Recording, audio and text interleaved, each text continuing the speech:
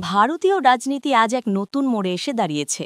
প্রশ্ন এখন একটাই, নরেন্দ্র মোদীর শক্ত গদি কি নড়বড়ে হয়ে পড়ছে?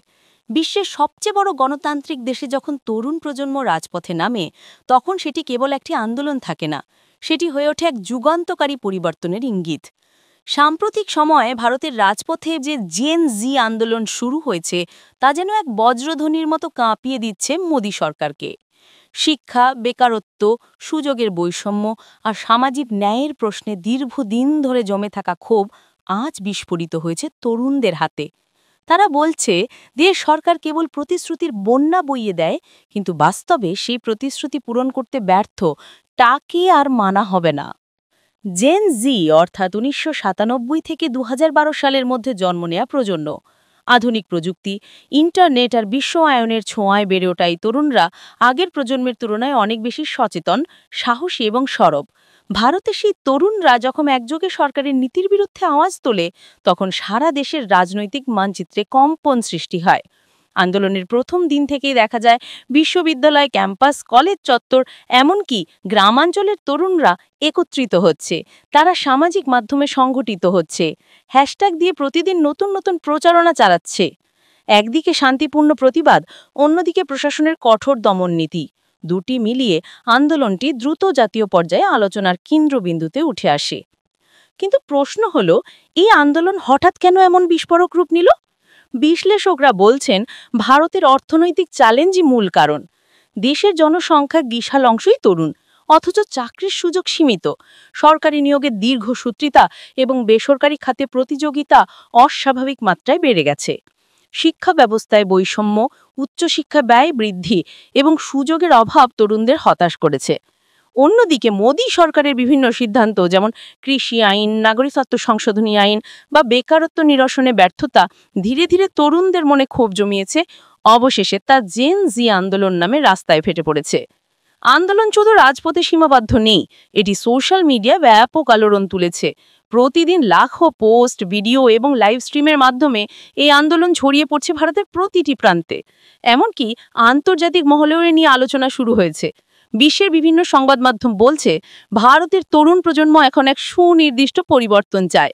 তারা মনে করে মোদী সরকারের নীতি তাদের স্বপ্নকে রুদ্ধ করছে।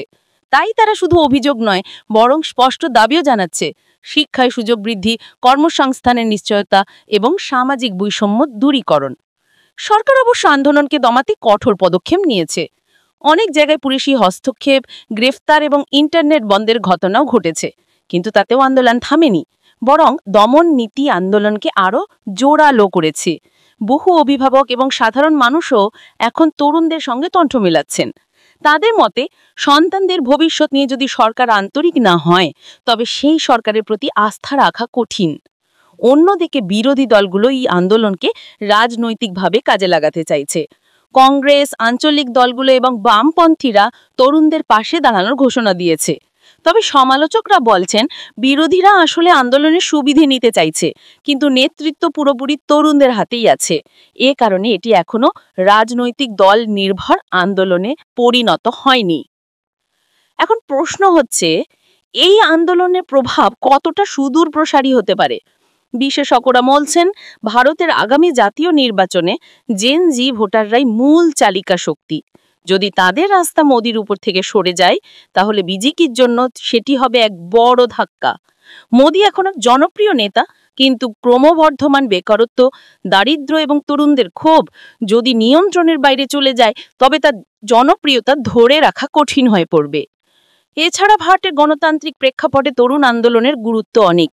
ইতিহাস সাক্ষী, দেশটিতে তরুণদের আন্দোলন প্রায়শই বড় ধরনের রাজনৈতিক পরিবর্তনের সূচনা করেছে। স্বাধীনতা সংগ্রাম থেকে শুরু করে জরুরি অবস্থার বিরুদ্ধে আন্দোলনে সব ক্ষেত্রেই তরুণরা গুরুত্বপূর্ণ ভূমিকা পালন করেছে। তাই জেন জি আন্দোলনকেও অবহেলা করার সুযোগ নেই। শেষ পর্যন্ত দেখা যাচ্ছে, ভারতের তরুণ প্রজন্ম এখন আর চুপ করে বসে নেই। তারা প্রশ্ন তুলছে, তারা প্রতিবাদ করছে, তারা নতুন ভবিষ্যতের দাবি করছে। মোদী সরকার যদি তাদের দাবি না শোনে, তবে এই আন্দোলন আরও বিস্তার লাভ করবে এবং সেটি হয়তো দেশের রাজনৈতিক সমীকরণ পাল্টে দেবে।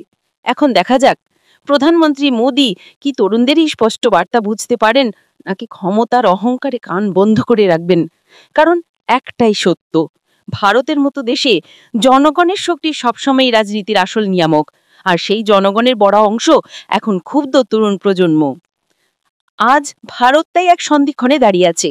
একদিকে দীর্ঘদিনের জনপ্রিয় নেতা নরেন্দ্র মোদী, অন্যদিকে আগামীর আশা, স্বপ্ন আর দামি নিয়ে রাজপথে থাকা জেন জি তরুণরা। গদি টিকিয়ে রাখা এখন কেবল ক্ষমতার খেলা নয়, বরং জনগণের আস্থা ফিরিয়ে আনার লড়াই। আর এই লড়াই কতদূর যাবে তা নির্ধারণ করবে ভারতের ভবিষ্যৎ রাজনীতি।